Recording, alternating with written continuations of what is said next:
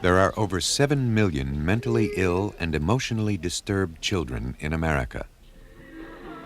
This program is about some of those children and the institutions they live in. Children of Darkness, next on Nonfiction Television. This program is made possible by a grant from the Independent Documentary Fund, which is supported by the National Endowment for the Arts, the Ford Foundation, the Corporation for Public Broadcasting, and public television stations, with additional funding from the following.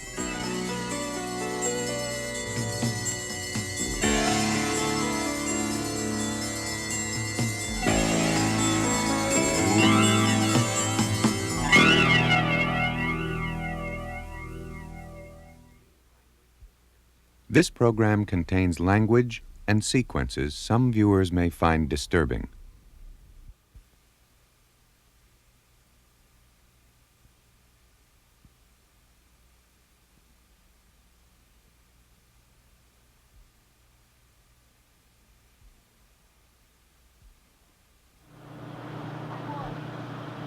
His name is Brian. Along with 16 other mentally ill children, he's on a bus trip to the zoo.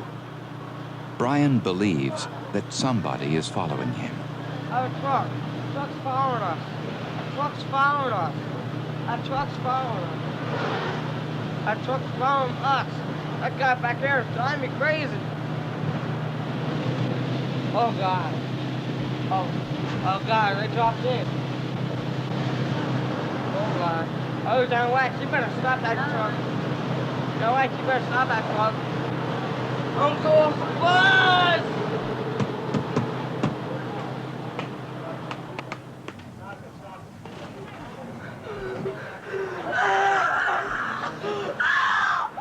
He's gonna kill my motherfucking dog, my dad. I'm gonna kill you. Brian suffers from mania and schizophrenia. He's been this way since he was 4 years old. Brian lives here at Eastern State School and Hospital in Trevose, Pennsylvania. 160 children live with him. They're psychotic, schizophrenic. They suffer from organic brain damage and autism. Some are hyperactive, some totally withdrawn. Some are suicidal. I was trying to kill myself so I could be with my mother. That may be hard to understand, but I feel as though once you're dead, you'll be able to be with the other people that are also dead. I love her a lot. And I don't even know her, and that's what's so funny. Like, 'cause I was so young when she died. I don't even know what she looks like or anything. But I just wish she was alive. I have an identity problem. My mom died, my father took off on me, and it hurts. It hurts a lot. When you started cutting at yourself, what was going on inside your head? I just wanted to die to be with my mom. I didn't care no more. I didn't care about nobody no more. Are you going to stay alive or are you going to die? That's a tough question to answer because I don't know. Sometimes I feel like killing myself. Other times I'm happy and I want to live forever. Jerry's parents are alive, but because of his muscular dystrophy and emotional problems, they didn't want him. My parents were ashamed to go out because of me. They were ashamed to take me out, you know. It's like I was the black sheep of the family, it's like. Tomorrow is his 2-year anniversary, and his parents just more or less dropped him off here and said, "You got him, see you later," and took off. When my mom brought me here, I seen her, and I ain't seen her since that day. Since that day she brought me in here, I have not seen her. And 3 days after, they took off for Las Vegas and just left me here. And I didn't know for 6 months, because I was trying to call them at home, and I got somebody else moved into our house, and 6 months later, they let me a letter saying they were out in Las Vegas. And they enclosed it with a check for $20. I guess it's about time that I say something to the fact that they don't want me no more, and they never will, and that it's time for me to get out here and make a life for myself, which I plan to do when I leave. Can you do it? Yes, I think I can. I think I can.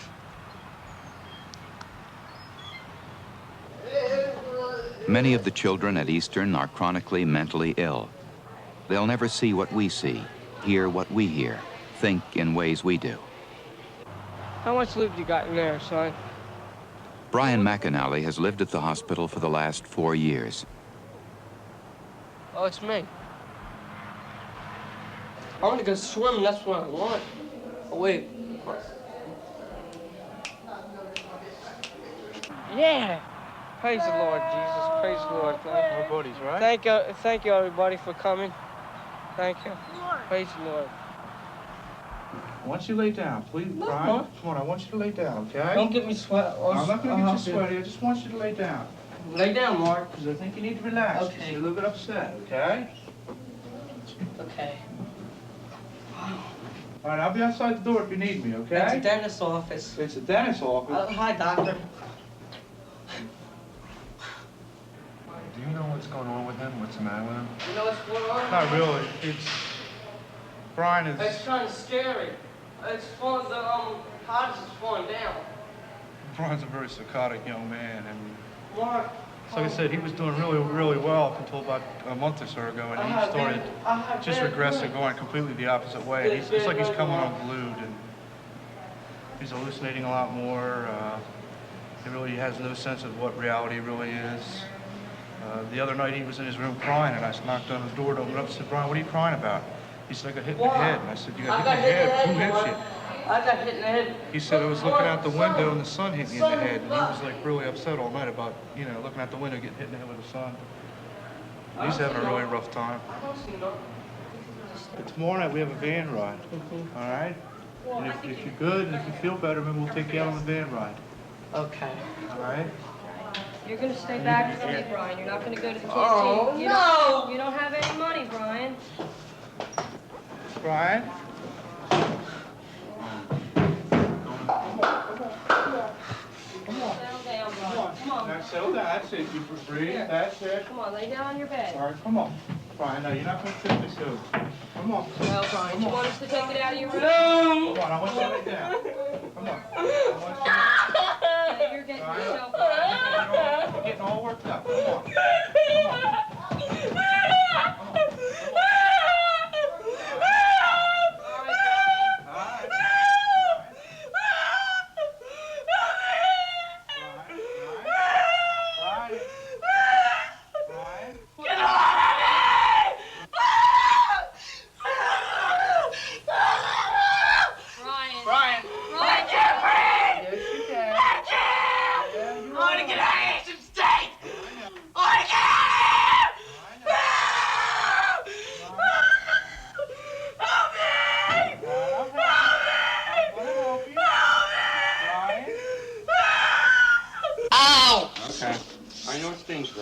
Okay, Doc.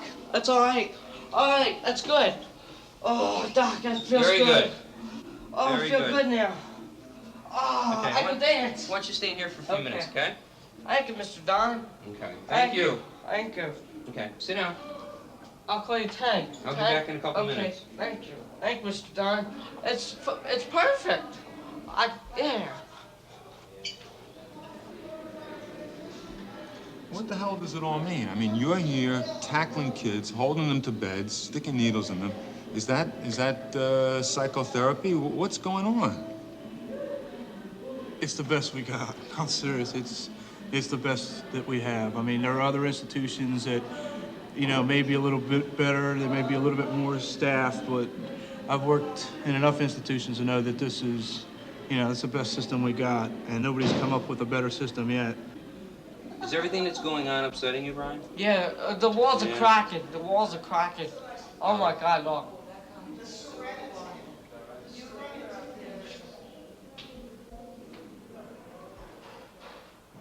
Raphael, walk with the group, please. Eastern State is the largest children's state psychiatric hospital in America. This year's budget is for $13.5 million. That's $84,000 per year per child. For this, each one gets food, medication, and a place to sleep. For those who could benefit from it, there is almost no one-to-one or any other form of psychotherapy. The major therapy at Eastern is drugs. Almost every child there gets some form of psychotropic medication. I'd like to go swimming. Medication that alters the brain's chemistry in an attempt to control psychotic behavior. Olivia Lakes. Olivia Lakes. He's a likable boy. He is mildly retarded. I'm not retarded. I'm retarded, Well, right? in the sense of the word. Retarded. Some is due to environmental conditions at home. Brian was a product, I think, of an unplanned pregnancy. He was abandoned by his mother. He's never seen her, you know. Father is very much involved, very loving, He's coming to pick very me up concerned tonight, as to right? what his future will be. Brian. All right, Brian. I look forward to every Sunday for Brian. It's my day. Sunday is my day. Sunday's the day Jim McAnally and his son have spent together for the past 4 years. It's the day Brian gets to go home. Most Sundays, Linda Nixon comes along too. She grew up next door to Brian, and he likes to think of her as his girlfriend. Mr. McAnally lost his leg in an automobile accident when he was 19. Now he's 70 years old and has had 2 serious strokes. When Brian's illness became too much for him to handle, Jim had to give him up to the hospital. But for the first 14 years of Brian's life, Jim raised him in this house in East Philadelphia. During the Depression, Jim earned a living selling bananas, oranges, and strawberries from a horse-drawn wagon. On the streets of Philadelphia, they called him the Huckster. Brian, sit down a minute. All right, come on. I'm going to do the Huckster for you. Okay. All sound, solid tomatoes, new white potatoes, hard heads of lettuce, fresh cabbage, string beans, bananas, 3 pounds per quarter. Be right there, lady. Yeah. Remember Fritz ate your leg off? Yeah, I remember that too. So how Fritz ate your leg off? No, I was laying on the couch taking a nap. Yeah. What's going to happen to Brian when I die? I don't know what's going to happen. Who's going to go take Brian out on Sunday or a Saturday? Who's going to bring him home for the holidays and show him the love and care that I show him? Maybe that's one of the reasons I shower him with affection now.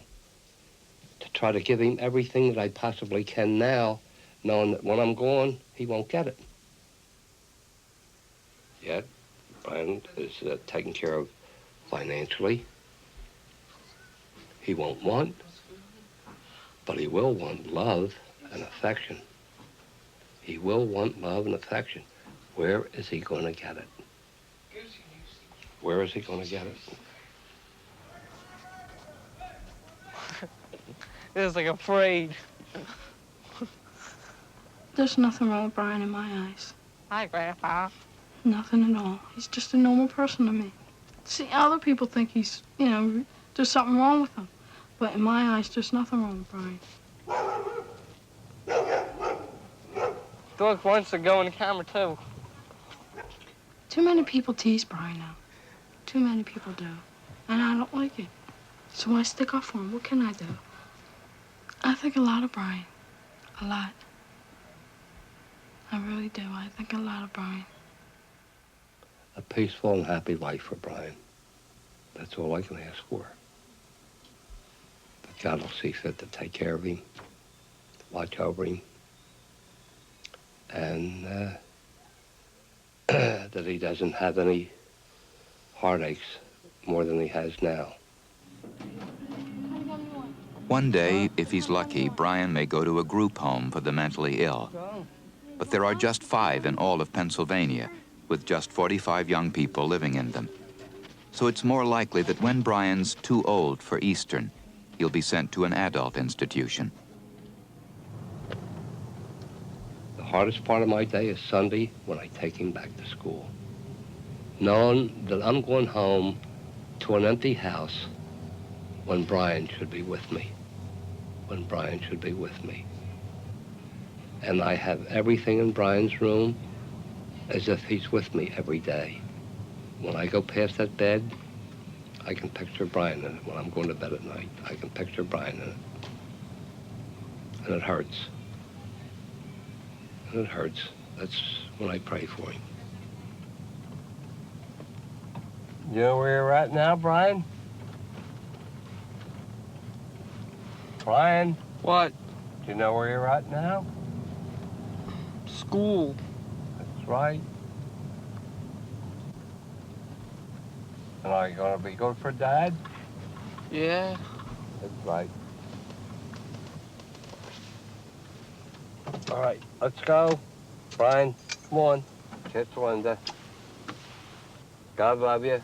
And let you shake hands with Dad. Okay. I love you, Dad. I love you too, honey. I love you a lot. Okay. Good night. Good night, honey. I'm gonna walk him over, Jim. All right, honey. This is the hardest part of the day. Just bringing him back here, knowing that I won't see him till next week.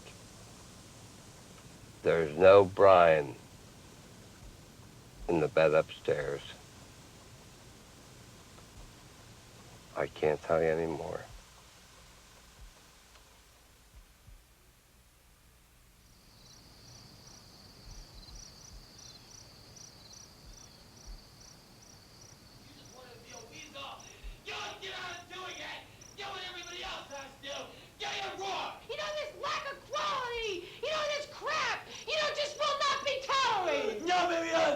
A grip on it, man. Y'all need your responsibility. Y'all clean the bathroom this morning, man. Yeah, you should remember next time. Yo, because it's off the wall. Yo, I guess you clean out the showers, too. Yo, every one of them uses the showers.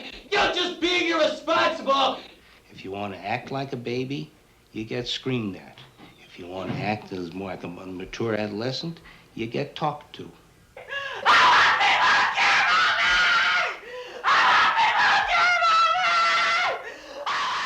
One of the things that we do here is we don't bullshit kids. We don't tell kids that this is some kind of utopia, that everything is going to work out for you, that when you leave here, everything is going to be roses. We don't tell them that out there is a nice place either, because it's not. You don't even have enough self-esteem, okay? You don't make sure things get done. So I suggest for the next time you should put more quality on it. The name of the place is Elan. It's a private residential treatment center for out-of-control teenagers. What you're watching is called a haircut. If you break one of the rules or your attitude isn't right, you get yelled at. Let me tell you something, Martha. What you handed in, it's unacceptable. Why can't people accept me for me? The teenagers who come here are not mentally ill. Psychiatric hospitals don't work for them.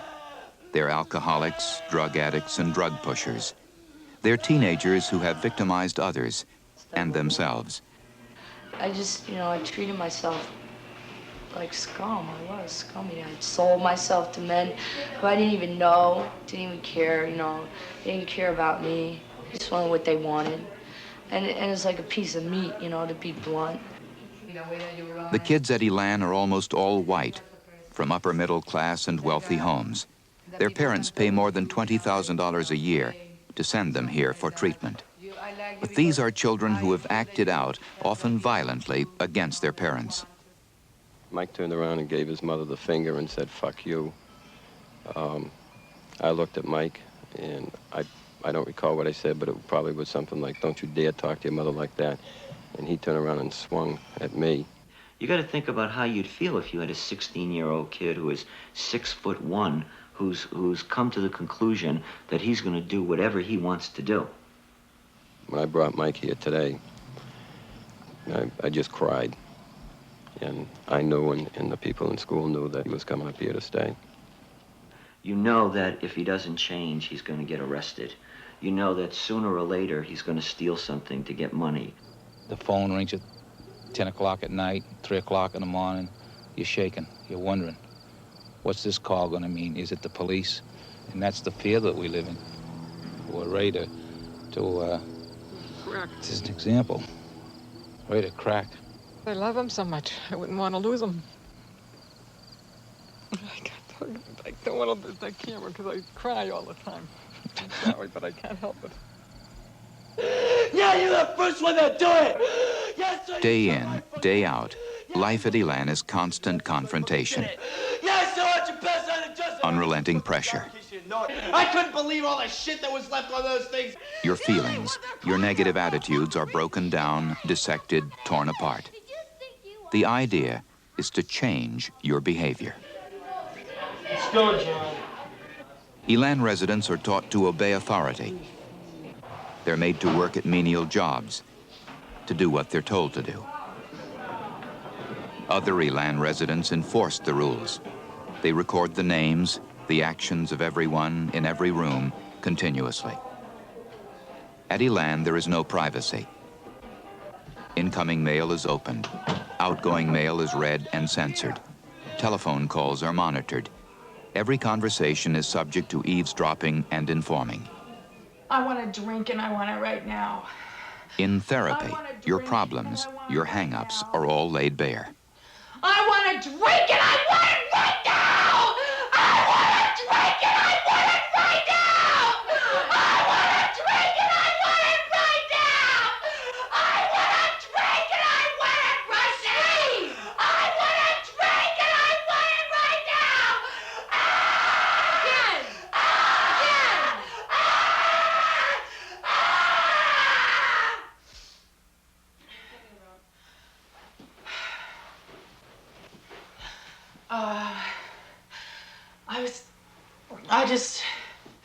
When I feel like that, it's like there's nothing holding me back. I'm so out of control that I can't stand it, and it's like I get really mad, you know?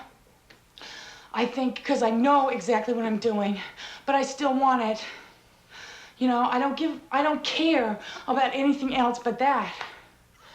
Before I came to Elan, about 6 months before, I had like 3 suicide attempts in a row.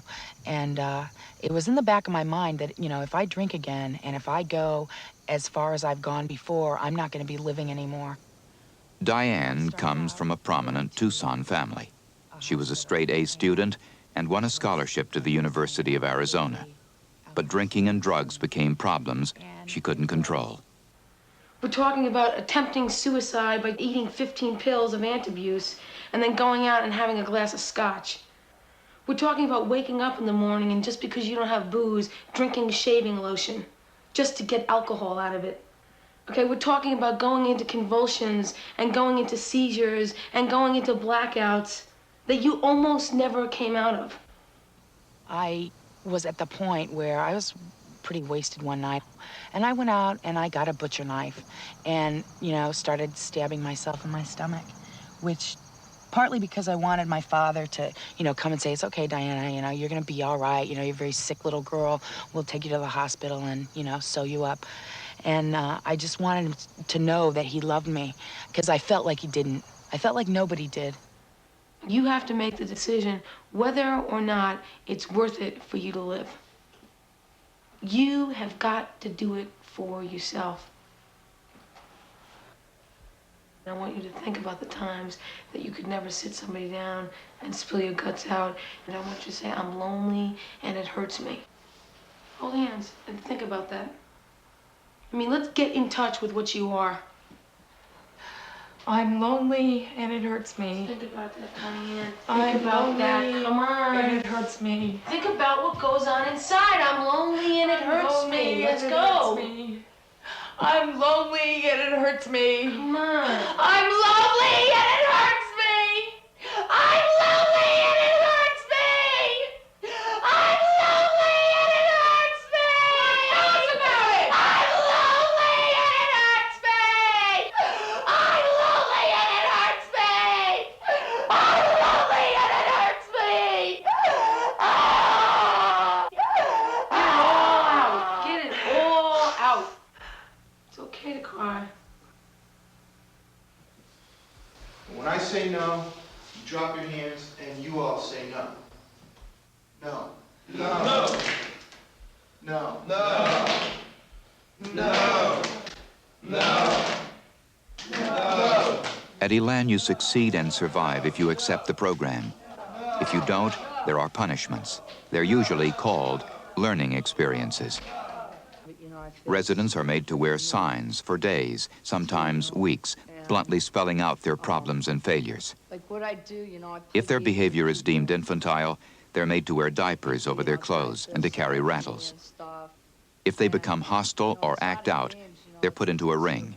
There they have to physically fight one Elan resident after another until they're beaten and give in to the group. We weren't permitted to film the ring and a lot more at Elan. We weren't supposed to film the boys you're looking at now. When they refused to participate in the Elan program, they were put in this dumpster filled with garbage. They've been living in it for 2 weeks. The boy outside the dumpster is guarding them. If they escape, he'll be put inside. Many Elan residents have tried to escape, but they've all failed. When they've managed to get off the grounds, trackers are sent out after them. When they caught this 15-year-old boy, he was put in a rabbit suit and leg shackles. Why did they put you in chains and in a rabbit suit? Because I ran away. When they put them on me, they told me, that they were going to be on me, until I left. But, it's been 2 weeks so far. What does it do? Okay, it humiliates him and it restricts his movement. He's run away from here 4 times, okay? He's run away from every place he's been before at least 17 or 18 times. I won't run away again. I told him that. I told him I won't run away again, but if they were going to put me in jail, they'd put me in jail. If they wouldn't, they'd have to make me walk around with shackles on.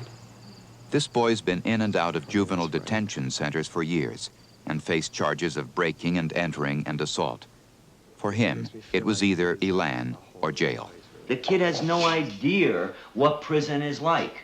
Somebody has got to introduce to him some realistic concepts of what's ahead of him, and he's gonna hit jail if he doesn't change. What's gonna happen to him? He's 5'6", he's got bright orange hair and blue eyes. How long is he gonna last in jail?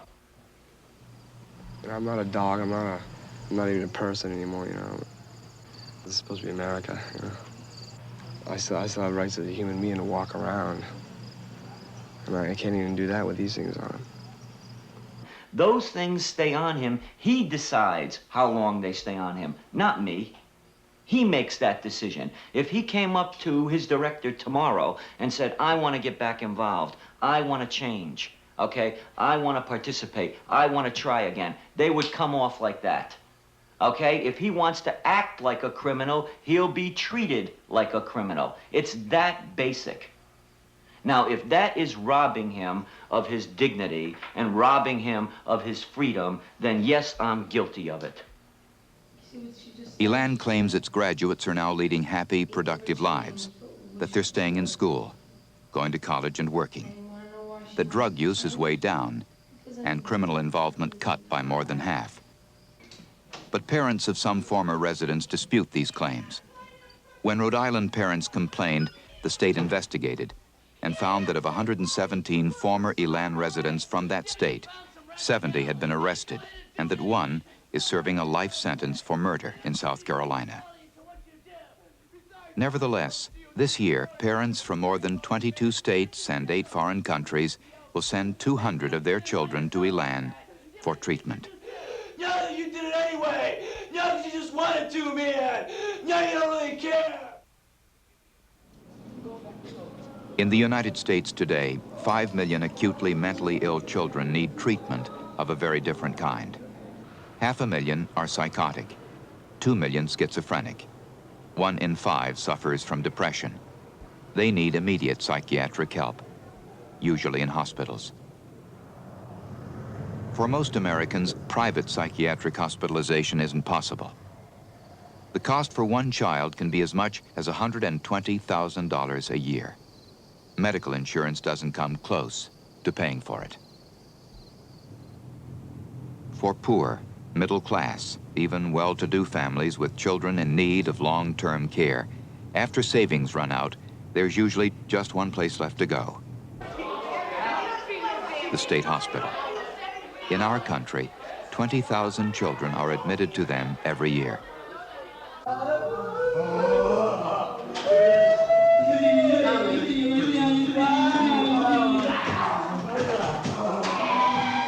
These young men are autistic. They came to Sagamore Children's Center in New York when they were 5 or 6. Now they're 17, 18, some are 22 years old. Many have lived at this state hospital for more than 14 years. You don't have a pencil, you need a pencil. Joe Romagna teaches autistic children at Sagamore. He's been doing it for the last 12 years. I'll get you. I'll get you. Many of the children in Joe's class get some form of psychotropic medication. The drugs Howard gets control his epileptic seizures, but their side effects can put him to sleep. Let me see. Anybody in here? There he is. There he is. All right. Feel any better? You ready to do some schoolwork? Come on, let me give you some work to do. You make me earn my pay, Howard. I can't have you sleeping here. I can't have you sleeping here. That's too easy. That's too easy, Howard. Let's see. Maybe this will wake you up. All right, Howie. Let's try this, buddy. Let's try this. All right, we can take these. Oh, excuse me, ma'am. Why don't you wash your face? Go ahead. Uh-oh, this is gonna hurt. Look out for the shot. Oh. What I hope for them is that they can be happy and be taken care of all the time. I don't have hope for all of them they will be like you and me. I don't think that's possible at this point. You take a kid who's 18, 19 years old, hasn't learned yet to speak, can't write his name yet. You know, I have hope that they're going to be totally normal. I can't say that I always felt that way. When these kids were 7 and 8, I used to think so. A specific kid, I would say, yeah, this kid is he'll make it. He'll be, he'll straighten out. He'll be a lot better off than this. But, 12 years later, I see a kid almost the same as he was. He's gotten a little bigger, He shaves now, or somebody shaved him, But he's not totally, he's not a hell of a lot better than he used to be. Autism, as far as researchers know, may be caused by brain damage, organic brain disease, or by genetic factors. One hypothesis is that autistic children inherit a lack of resistance to a virus that destroys part of their brains. A child can be born with autism, or it can take as long as 3 years to appear. But early on, there's usually a feeling, a recognition that something is not right with your child. Spell Lisa for me. Spell Lisa for me, Lisa. No, put your pencil down a minute. Oh, just spell Lisa for me. Don't write it, spell it. How do you spell Lisa? What letter does it start with? L. Good. Then what's next? I. Uh-huh. Then what? K. No, that's a different word. You're looking at the wrong word. Spell Lisa for me. L. Good. I. Yes. What's after I? Lisa. L-I. S. Good. What's next? A. Good girl. Very nice. Lisa, okay. What's the next word we have? So much effort for so little. A lot of people say that. A lot of people say that. It's not a little to me. It's not a little. It's not a little. A kid, he's a kid. And, he deserves a chance to be here like everybody else. He deserves a chance to get better, to enjoy himself. What are you doing, Howard? The kids need to have somebody close to them.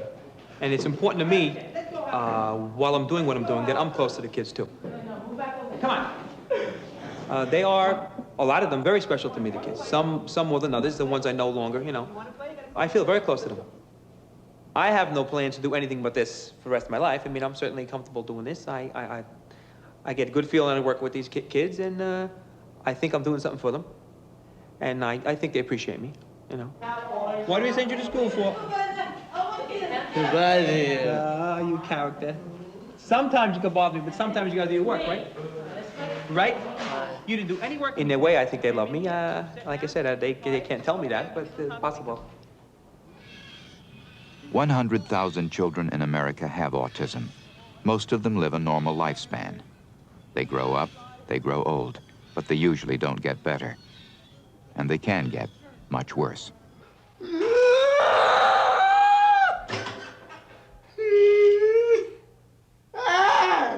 The boy's name is Billy Calhoun. He was admitted to Sagamore's autistic unit when he was 7. Now he's 20. Billy was transferred to the Sagamore Infirmary after he became self-abusive. He's lived here in restraints for the past 2.5 years. For this one, we haven't found an answer yet, and we've been working very hard at it. He's beaten himself in every part of his body. He's thrown himself into the ground, into the floor, torn at his body with his hands. He's rubbed himself against objects to raw skin. He's beaten his head to the point of detaching his retina. Not once, but twice. Any way that I could think of that he could abuse himself and injure himself, he's done it. Why is this child? Why did God create it? And that's all I've always wondered, you know. What does it mean? It has to have a meaning. Everything has a meaning. What is his meaning? Why is Billy here? I don't know. It's all right, Billy. It's okay, Billy. Come on. 3 times a day, Billy Calhoun is made to walk so his muscles don't deteriorate. The rest of the time, he's kept tied up. During those walks, he's watched carefully because of his previous violence towards the staff.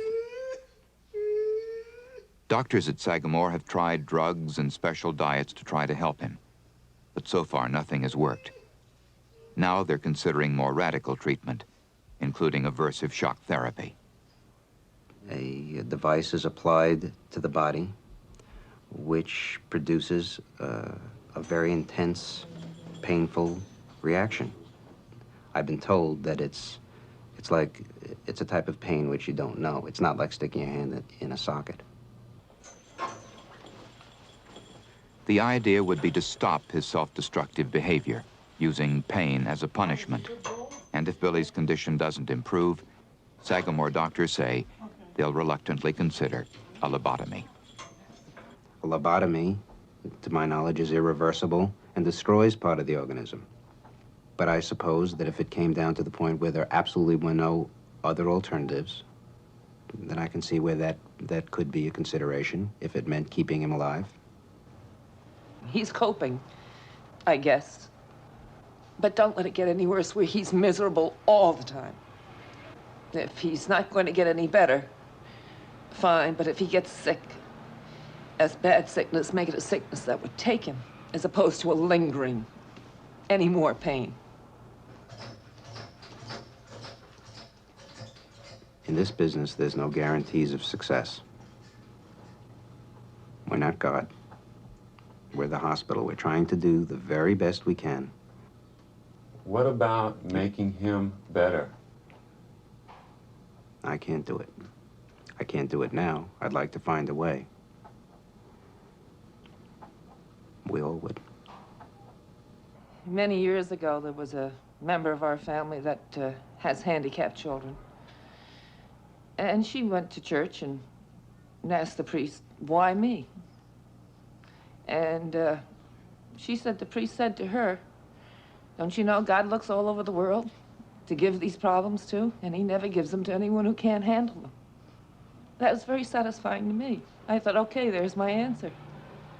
I didn't ask for this. We never knew that we had handicapping conditions in the family. And they're showing up in these generations. And I figured, okay, if that's what you gave me, I guess you figure I can handle it. So it's just the way we've lived it. More than half of the children you've seen in this film will retain their illnesses into adult life, and most of them will be sent to adult institutions. For parents, what looms ahead is frightening. A realization that their children may never get well, that their lives may be spent in institutions. And there are other fears. Fears that come from giving up control of your child's life, and of placing that life in the hands of strangers.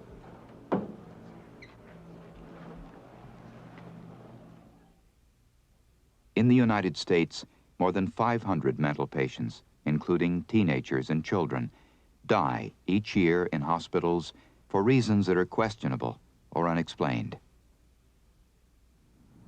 3 of those deaths, all involving young people, and all under strikingly similar circumstances, took place at South Beach Psychiatric Center in New York. August 13, 1979, Anthony Ruggieri, a severely depressed young man, was sent to South Beach by his parents. Within 10 days, Anthony Ruggieri was dead. October 10, 1980, 19-year-old Judy Singer arrives at South Beach. She dies 6 days later. At South Beach, both Judy and Anthony were tied down in straitjackets. Both of them were placed in seclusion rooms. Both were given massive amounts of psychotropic drugs.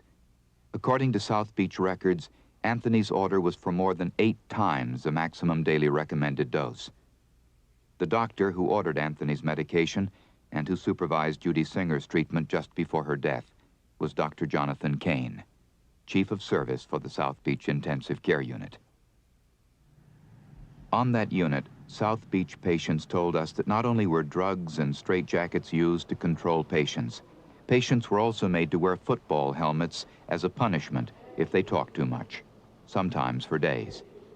One South Beach patient who was on the intensive care unit with Judy Singer remembers seeing her tied to a pole just before her death. She let us tape her voice in an isolated part of the hospital grounds on a windy day. She was sitting in a straitjacket tied off to the pole. She was crying for help, for help, for help. They didn't do nothing. She said she had to go to the bathroom. They wouldn't let her. And when she wanted to go to the bathroom, they wouldn't let her go. And she did it right there, you know, in her pan. It's terrible. She wanted to get out of the straitjacket. They said, sit still, or we're gonna put the helmet on your head. You know, the football helmet. It's not treatment. It sounds more like torture. To put them in the middle of a room, tie them to a post, and let them defecate on the floor. That's not treatment. I don't care what one's behavioral philosophy is. Clinical medical practice. Dr. Paul Casadante is clinical assistant professor of psychiatry and teaches at the New York University Medical School. What it shows is, as I say, at best, a carelessness. What it shows at worst is a perverse inconsideration of all of the good principles of medical practice that we all were taught. She wanted to get out of it. She was, you know, struggling, and she slided down on the floor, you know, so she started crying. You have to take her out of the straitjacket, I said, because she can't sit there. She's turning blue. But they wouldn't listen. 11 months after Judy Singer's death on his unit, Dr. Jonathan Kane was reassigned to treat patients in another part of the hospital. 2 years after Anthony Ruggieri's death and 10 months after Judy Singer's, 17-year-old Andrew Zamora was admitted to South Beach. He was agitated, withdrawn, suspicious. His diagnosis, acute paranoid disorder. At home, Andrew painted. He kept to himself. He wrote poetry and listened to music. But Andrew had problems connecting with people. He didn't seem to know how to fit in, and he believed people were going to hurt him. Andrew had been to South Beach before, and he was afraid to go back. Afraid of the drugs he was given, the spasms they caused in his arms and legs. He was afraid of being put in a straitjacket. But as he became more agitated, his parents reluctantly decided to admit him. For the 2 days that followed, the Zamoras were not allowed to speak to their son. They were not allowed to visit him. They were told nothing about his treatment. On the 3rd day, August 17th at 5 p.m., Dr. Jonathan Kane, who was the on-call psychiatrist for emergencies that day, went to a phone at South Beach and dialed the Zamoras' home number. I received a call from the hospital. They were sending a police car down to me. It was an emergency situation, and I got hysterical. And I said, what sort of an emergency situation? And Dr. Kane refused to tell me. He said, I want you to come down to the hospital and I'll explain it to you then. We got there, and as soon as I got in, he said, I guess as you expected, Andrew is dead. I said, as I expected? I couldn't believe it. I said, how could my healthy child be dead? I said, you gave him something he shouldn't have received. What did you give him? He says, I don't know. I'll have to look up the medication. According to South Beach records, along with other drugs, Andrew was injected with Thorazine. His mother had warned the South Beach staff he'd been given it before and that its side effects were devastating. But he was injected with it anyway. Following that, he began biting his tongue and moaning. But hospital records show the staff believed he was faking a reaction to the drug, and a canvas bed net was thrown over him and tied down to the corners of his bed. I hate this thing that happened to my son, a healthy child, full of life, and I bring him then 2 days before, and now he's dead. We asked South Beach for an explanation. 3 young people enter the hospital, and within a few days, each of them is dead. But Dr. Lucy Ray Sarkis, director of South Beach, wouldn't answer our questions. The chief of the intensive care unit, Dr. Jonathan Kane, refused to be interviewed. The commissioner of mental health for New York State denied our request to film conditions at the hospital. And Sarah Connell, regional director for New York City, told us, quote, we don't have anything to say about South Beach and we're not going to. But there were people who worked there who did want to talk about South Beach. Anybody could die there. Anybody could come into an overcrowded, understaffed unit and react so badly that they could die. Anybody. People got medicated to the point that they became zombies. I remember seeing people drooling from the mouth, people unable to control urinary until they got to the bathroom or defecation, totally lost control of those muscles. I just questioned a lot of things going on. I mean, under the name of mental health, I felt the people who were labeled patients were used as experiments. They were like guinea pigs. On August 17th, Andrew Zamora was injected 3 times with Serental, a powerful psychotropic drug. One of Serental's side effects is to disrupt the body's ability to cool itself. Andrew was in a room where the air conditioner was turned off. The windows were sealed shut. Andrew was kept tied down as the heat in the heavy canvas bed net became unbearable. Just imagine what it's like, that you're sweating, that the heat is building up inside of that canvas bag, that there's very little means of your perspiring other than through your head. Imagine what it's like to be struggling against that. I'm angry. I'm angry because I think my son suffered, and it hurts me. I can't stand to think that somebody would treat somebody else like that. A good portion of the time I see them as potential sources of aggravation for me. There's nobody that I'm dealing with that I love. And just to be sure that I don't feel any sort of attachment like that, I just go to the opposite extreme. I still have a hard time seeing the people I'm dealing with as people. Andrew had no control over his tremors now, the muscle spasms. His eyes rolled back in his head. And now the staff had second thoughts about him faking a reaction to the drugs. So they gave him more medication to try to control the side effects.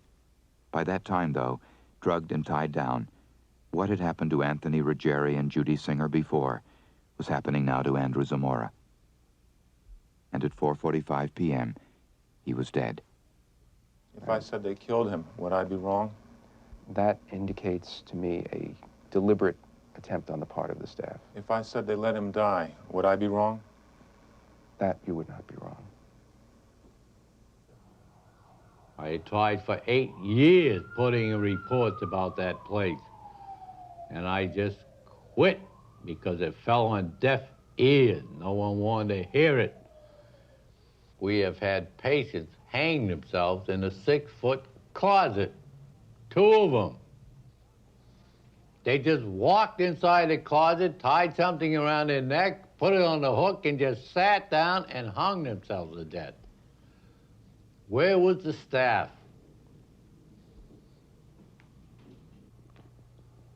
I hope that God has Andrew with him and at peace. I have this feeling when I was at Mass today, it was such a beautiful Mass, that he was at peace and he was with God. I believe that there has to be a better world in this life because I think there's too much suffering and pain in this life, and after we die, there has to be a better world. And I'd like to believe I'd have some peace in our lives if I could believe that Andrew's happy now and is in a better world than he left. The most thing I can love in my life is my son. Very much. I can't even express. I am suffering now because of him, and I'm blaming myself of his death. And I love him very much, very much. I can even, I don't have the words to express the love of my son. The most important thing in my life today is to communicate with my son. Communicate. And I wanted him to tell me, Daddy, you're right. You was a nice man. You're not guilty of my death. But now when I don't have my son, God, you help me. Help me talk to him. Help me talk to him and telling him all the wrongs I did to him, that I feel sorry. He cannot hear me. When I'm looking at him in the funeral parlor, I talk to him, he cannot talk to me, and now I want you to be between him and me and telling me what he feel about me. In the year and a half since Andrew Zamora died, there have been 62 more patient deaths at South Beach. New York State is currently investigating 14 of those deaths, which they consider questionable and unexplained. Dr. Jonathan Kane, Chief of Service of the South Beach Intensive Care Unit, resigned 3 months after Andrew died. What I think this should serve to show is that without careful clinical supervision, without well-trained people, without people who are interested and concerned with their work, that incidents like this can happen. We need people to take a more active interest in the mental health system, and not just the patient advocates who get up there with cardboard posters and protest all treatment, and who throw rocks at the gates of the state hospitals, but rather people to take an active interest in staffing the hospitals and improving the quality of care, and not just hoping that things will get better, because hope will not do it, no matter how deep.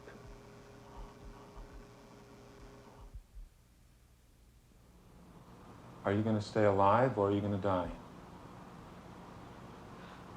That's a tough question to answer because I don't know. Sometimes I feel like killing myself. Other times I'm happy and I want to live forever. Denise ran away from Eastern State Hospital just before her 18th birthday. Neither hospital officials or friends know where she is or what's happened to her. It's time for me to get out here and make a life for myself, which I plan to do when I leave. Can you do it? Yes, I think I can. I think I can. Jerry did leave Eastern State and is now living by himself in a small Pennsylvania town. So far, he's been unable to find a job, but he's determined to stay out of the hospital and to make it on his own. I'm going to do the huckster for you. Okay. All sound, solid tomatoes, new white potatoes, hard heads of lettuce, fresh cabbage, string beans, bananas, 3 pounds for a quarter. Be right there, lady. Yeah. Remember Fritz ate your leg off? Yeah, I remember that too. Brian McAnally is now 18 years old enough to be sent to an adult psychiatric hospital. But recently, he's been accepted by a new group home now under construction in Philadelphia. When Brian moves in, he'll live just 4 blocks away from his father's home. I'm lonely and it hurts me! Tell us about it! I'm lonely and it hurts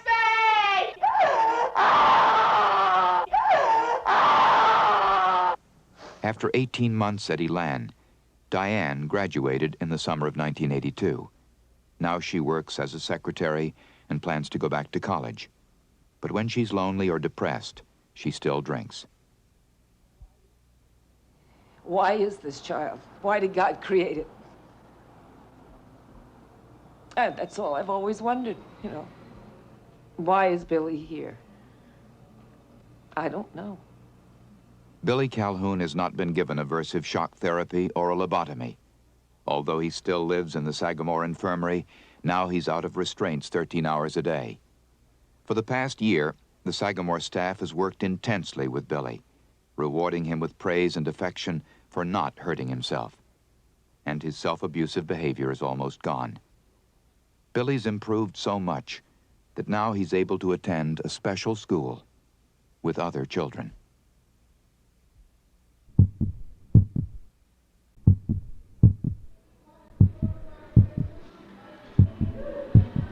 It's the best we got. I'm serious.